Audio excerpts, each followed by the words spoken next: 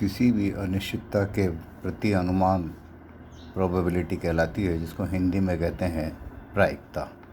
जैसे किसी भी सिक्के को अगर उछाला जाए तो हेड या टेल आने की जो संभावना होती है उसको हम प्रोबेबिलिटी कहते हैं।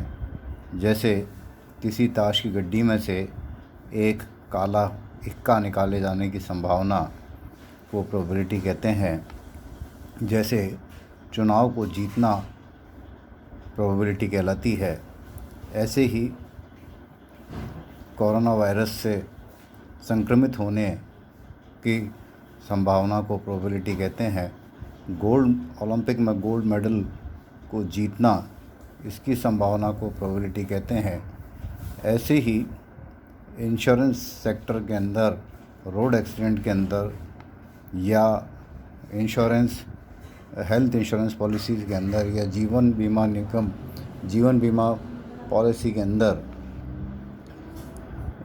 पॉलिसियों के भुगतान यानी कि इंश्योरेंस क्लेम्स की संभावना को हम प्रोबेबिलिटी कहते हैं।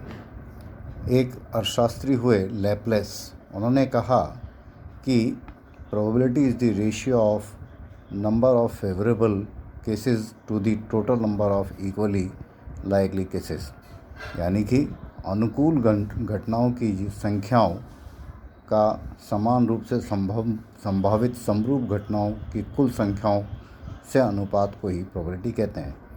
अगर फेवरेबल यानी सक्सेस का आप प्रोबेबिलिटी देख रहे हैं तो वो होगा number of cases favourable to A and total number of equally likely cases, यानी m/m+n।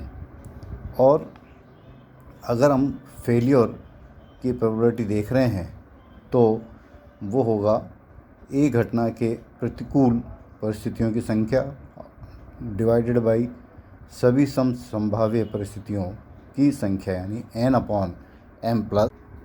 जैसे एक ताश की गड्डी में से कोई भी बादशाह यानी किंग, क्योंकि ताश की गड्डी में 4 बादशाह होते हैं, 2 काले 2 लाल, और ताश की गड्डी में 52 पत्ते होते हैं, तो इसलिए बादशाह आने की संभावना 4 है और टोटल पत्ते 52 है, तो इसलिए कोई भी बादशाह आने की संभावना 4/52 यानी 1/13 होगी। और इसका अगर हम ये देखें कि बादशाह नहीं आने की संभावना क्या होगी, क्योंकि P+Q = 1 होता है, तो दोनों का संभावना मतलब फेलियर और सक्सेस का जोड़ 1 होगा। तो जब संभावना 1/13 है तो फेलियर की संभावना क्या होगी, 1 - 1/13 यानी 12/13। तो इसको हम प्रोबेबिलिटी कहते हैं। अब इसमें एक होता है फंडामेंटल रूल ऑफ काउंटिंग, यानी कि if any operation can be performed in m ways when it has been performed in any one of these ways, a second operation can be performed in n ways. The number of ways of performing both the operations together is m/n। यानी हिंदी में अगर हम कहें तो यदि किसी कार्य को करने के m तरीके हों और यदि इनमें से किसी एक तरीके से कार्य हो जाने पर दूसरे कार्य को n तरीके से किया जा सके, तो दोनों को एक साथ पूरा करने के m/n तरीके होंगे। जैसे उदाहरण के तौर पर कि there are 16 bus services operating between Jaipur and Ajmer.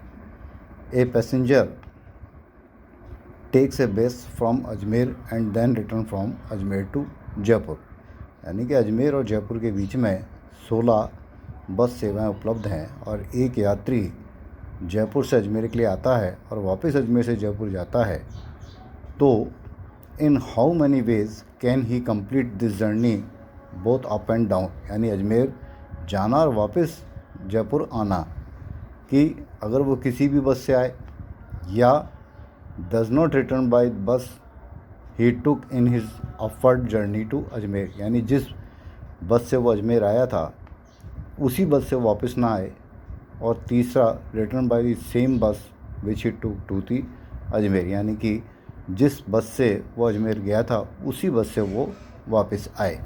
ऐसी स्थिति के अंदर जब जयपुर से अजमेर आने के लिए 16 बसें हैं तो उसके पास जयपुर से अजमेर और अजमेर से जयपुर जाने के लिए 16 विकल्प हैं। इनमें से अगर वो कोई भी बस यूज़ करता है, किसी भी बस से अजमेर आए और किसी भी बस से वो जयपुर जाए, तो 256 तरीके हैं।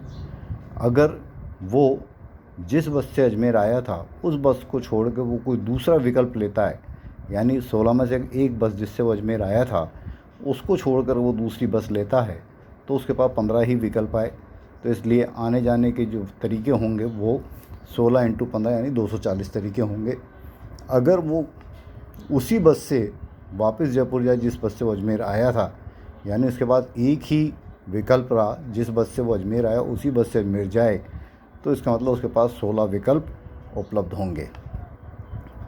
तो इस प्रकार से अगर वो जिस तरीके से वो एक कार्य कर रहा है उसी तरीके से अगर वो दूसरा कार्य कर रहा है तो m × n तरीके होंगे।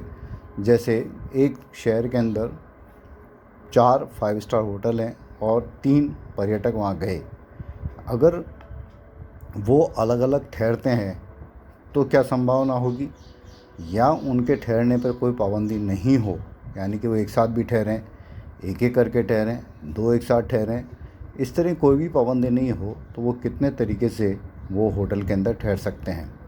इसलिए अगर वो अलग अलग होटल में ठहरते हैं तो उनके पास पहला व्यक्ति है, अगर वो अलग अलग होटल में ठहरते हैं तो उसके पास चारों में से किसी भी होटल में वो ठहर सकता है, यानी 4 तरीके होंगे। दूसरे यात्री के लिए, क्योंकि एक होटल में वो ठहर गया, 3 ही होटल बचे, इसलिए 3 तरीके होंगे।